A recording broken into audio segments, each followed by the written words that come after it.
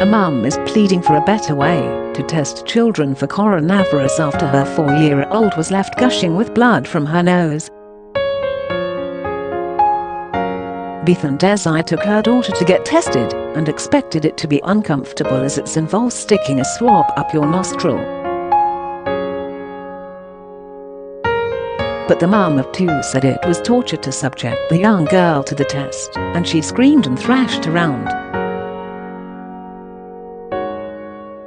Her daughter had previously been on antibiotics for a tooth abscess, but had since developed a fever, which is one of the coronavirus symptoms. She was told by the doctor that the antibiotics wouldn't bring on a high temperature, so Bethan from Hitch in Hertfordshire was able to quickly book a test in Luton, a 20-minute drive away. They arrived at the test centre and were given the test to administer themselves, Hertz Live reports. Mum Bethan said, "I tried to do it on my own, but she wouldn't cooperate and was thrashing around.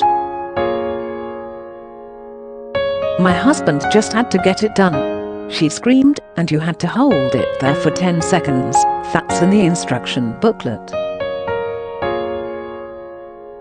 It's a really long time when a child is screaming like they're being murdered. It was an horrific scream. It's both nostrils, 10 seconds in one, 10 seconds in the other. On the first nostril, she had a nosebleed and it was just pouring out. Blood clots came out and it was really quite a substantial nosebleed. Bethan didn't have any wipes or tissues to hand as she says she wasn't aware that a nosebleed could happen from having a test. She claims her daughter had to remain in the car dressed in her blood-soaked clothes and was shocked at what had just happened. The 38-year-old worries that, if the method isn't made easier to administer for children, it may put parents off applying for tests and potentially contribute to more cases this winter. She added, "It was a very stressful experience, especially when your child's bleeding. We're not medical in any way. We're just left with a bleeding child in the back of the car, having to drive home from Luton. I didn't expect it to be that traumatic. There should just be a kinder way to do it.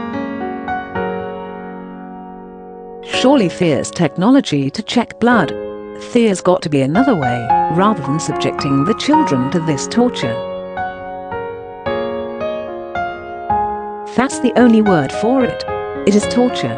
Bethan's daughter received notification of her negative test 2 days later on September the 19th, paving the way for her to have the operation to remove her tooth. The Department of Health and Social Care were contacted for comment and advised people to check the government website here to see the process of swabbing for both adults and children to ensure it's done effectively and safely.